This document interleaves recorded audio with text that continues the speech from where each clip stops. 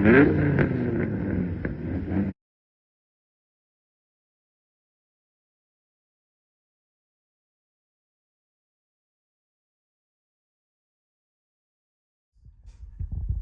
what's going on? So today gonna be doing something a little different. Haven't actually done anything with this car on the channel at all. Haven't really been doing any videos on the channel at all here lately. Just been super busy, but I do have a 2000 Dodge Viper GTS I got there.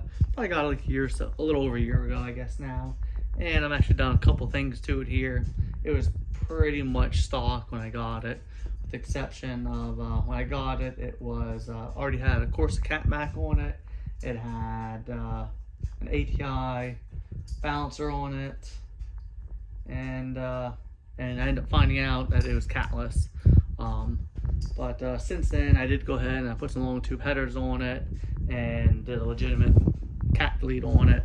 Somebody that's kind of made, kind of cobbled up some pipes and all and put one together. But we'll go ahead and do a quick check out here real quick. What's under the hood?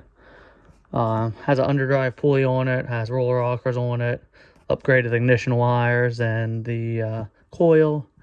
It already had a K&N air filter in the stock box. I did go ahead and do modify it to get rid of the rain guard in it, so it has more of a direct flow to it. But someone already did the smooth tubes.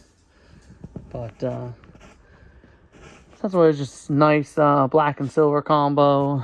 Did a little bit, lowered it, put some coilovers on it, newer wheels, 18 and 19s, to the Gen 3/5 brake conversion on it, some LED lights, stuff like that.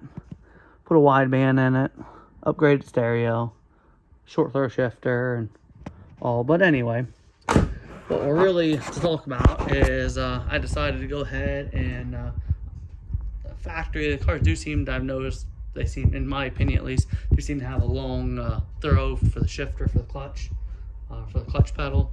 So I did decide to go ahead and doing the I guess I would call it a REM Speedeks.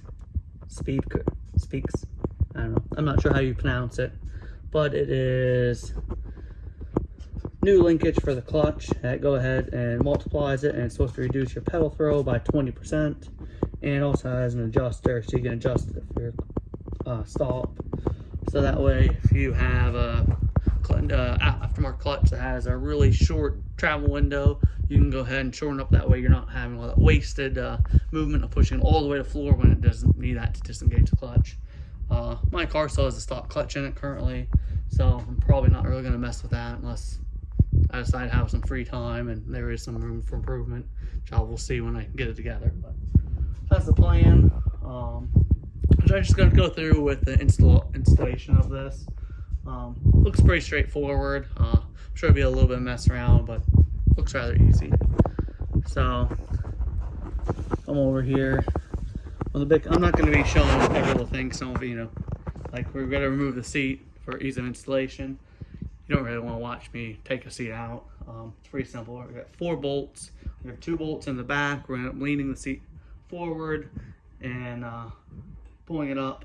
We'll get access to the back too. Then we'll go ahead and lean it back, slide it back as well in, and we'll get to the front bolts, and which are all either 13mm or a 1/2 inch. This one, 2000, it was a 13mm. And then you have 2 screws on the inside there for the seat belt, and you have to take them out, and then we'll go ahead and end up pulling the seat out. So I'm going to go ahead and do that. I'm going to get the seat out, and then we'll go ahead and start going through the process. Alright, so just like that, got the seat out. It was, as I said, 2 bolts in the back, 2 bolts in the front, and the 2 little screws for the seat belt. And lifted it out. Got the seat over there, or sat, pull the floor mat out. So next thing we're gonna need to do, we're gonna need to disconnect the clutch master cylinder for the clutch. That guy is right there.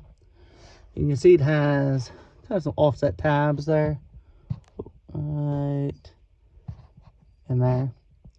So what we're going to end up doing is we have to go ahead and go from the outside and turn it be counterclockwise. Yeah, probably counterclockwise.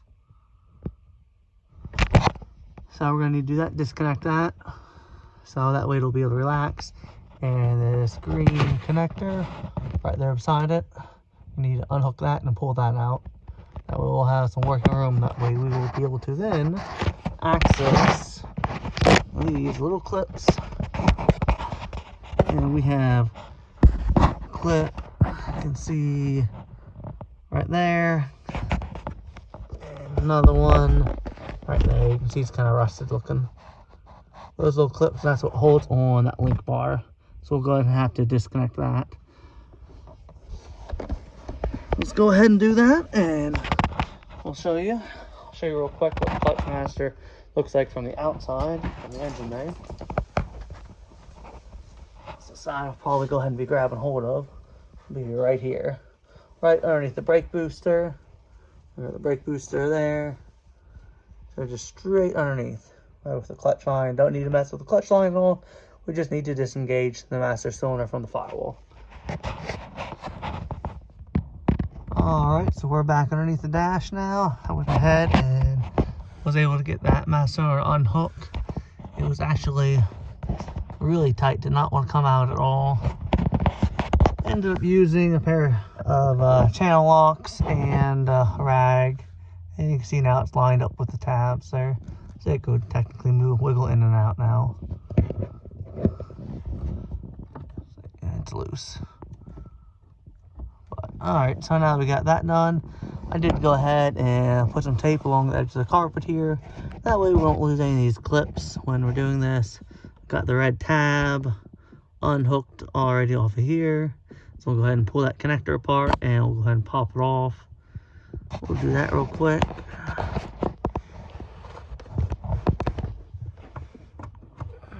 Got that off.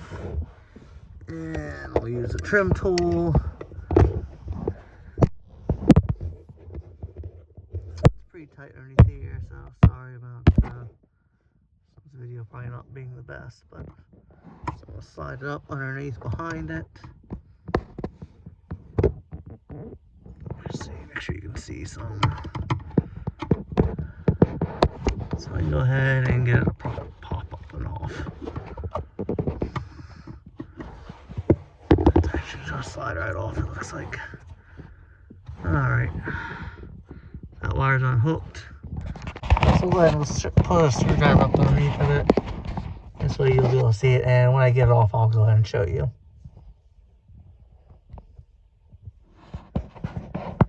Alright, so we went ahead and got all those clips off.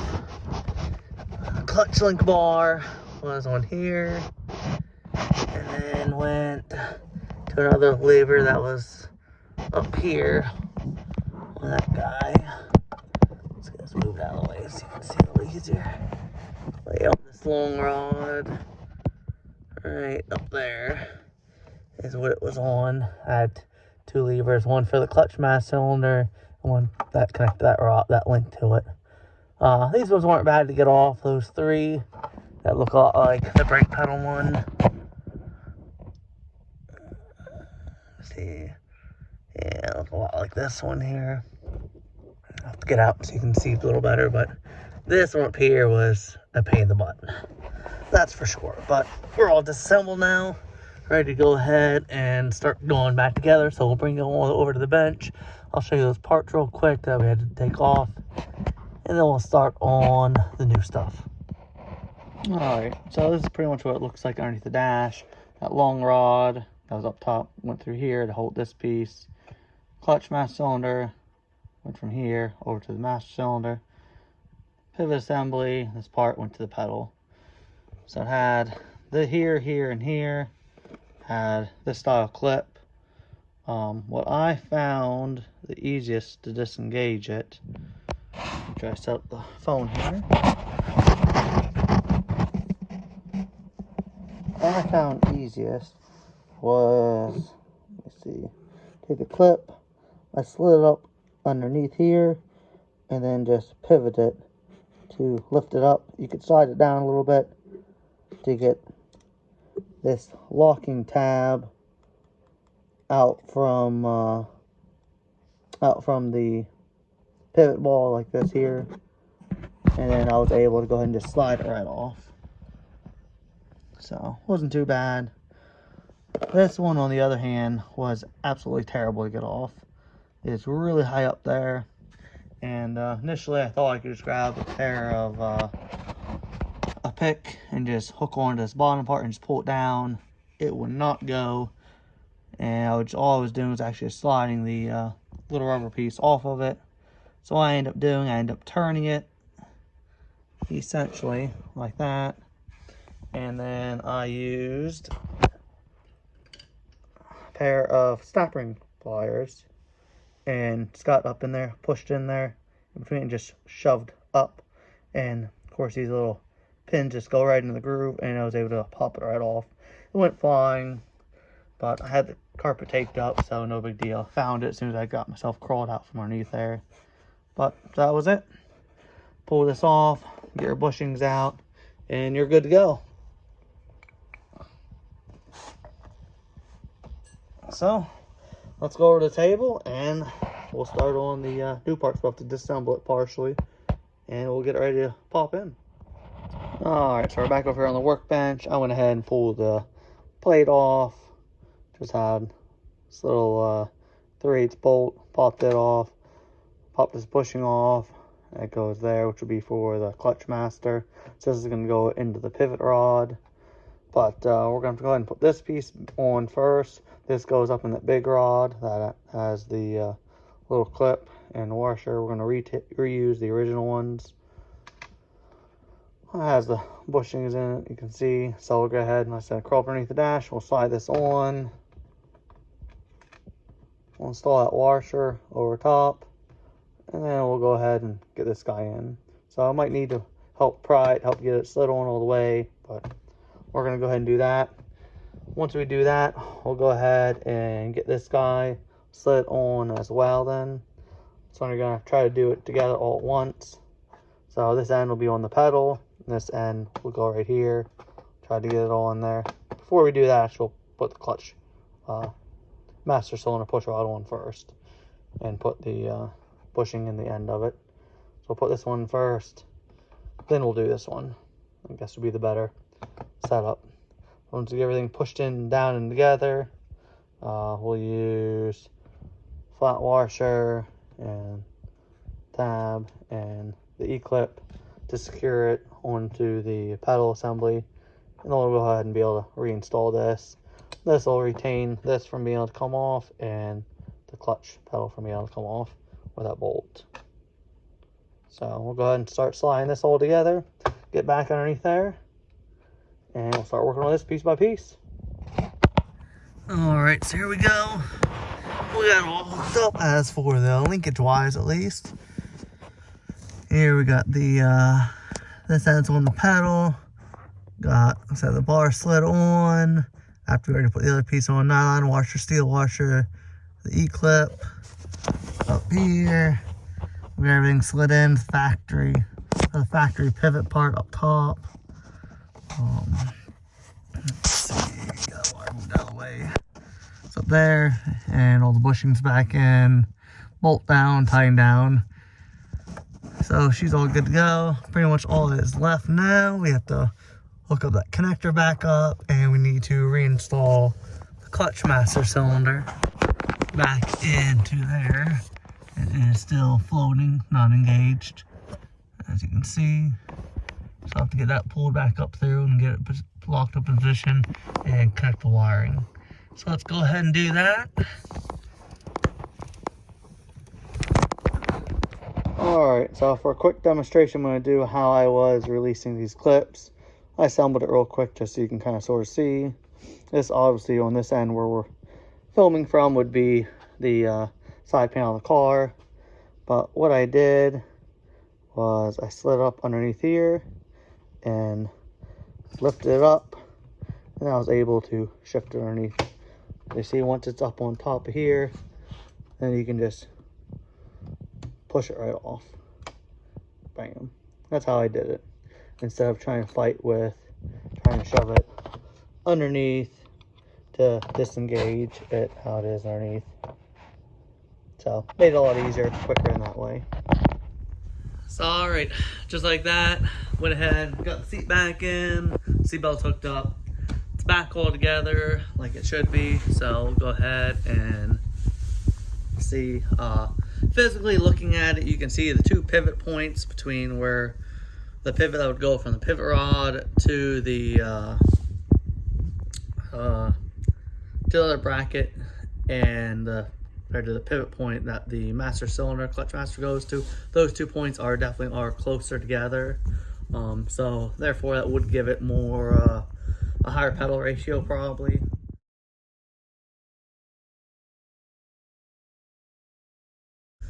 I didn't measure it. I probably should have went ahead and measured it beforehand, but I didn't.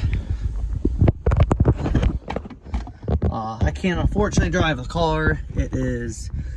I'm in the Northeast and we have salt all over the roads, so that is not going to happen. But pedal does, just by a seat of your pants, does feel like it is shorter throw. Not very mathematical or anything in any sort of way, but the pedal does feel like a shorter throw. I will say that. Pedals are nearly flat too. They are almost dead even with one another. My car has not had the cables messed with either, so that part's all factory. I wasn't sure about that. That was something I was kind of questioned about, but while I was running there, I did check the cams and the position, and the clutch and the brake are both in the exact same. You can wind them to the end, they both sit there evenly. There isn't one that's farther, one that hits the end of the travel and the other one that wouldn't be at the end of the travel yet. There's a groove cut in an aluminum plate on the pedals so you can physically see, but it hasn't been tampered with, so that's good. That is something that a lot of people do, especially if you're taller. It is something you'll do to help give yourself a little bit extra room. I'm short, so it doesn't really matter. I'm 5'6" and about 170 pounds. Even with that, I have to say it was not easy to get to underneath the dash.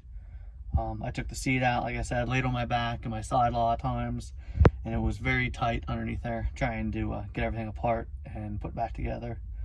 But it works nice so far, I have to say. It really does seem like there is a difference. Is it like a night and day thing? Just sitting here in the garage, pushing on the clutch? No, it's not a night and day difference. But I would say it definitely is a noticeable difference. So I'll be excited to drive it come spring here. But so I think that's all done. I'm gonna go ahead and probably another video here I might go ahead and do. I do have a cam and some ported heads I'm gonna end up putting in. And we'll see what else I end up doing with it at the same time. I wasn't going to do a ton of other stuff, but well, you know how it is. Kind of like you're already there, so it's hard to draw the line and just stop. So yep. So we're gonna go ahead and do that here later on, but that'll conclude this video at least.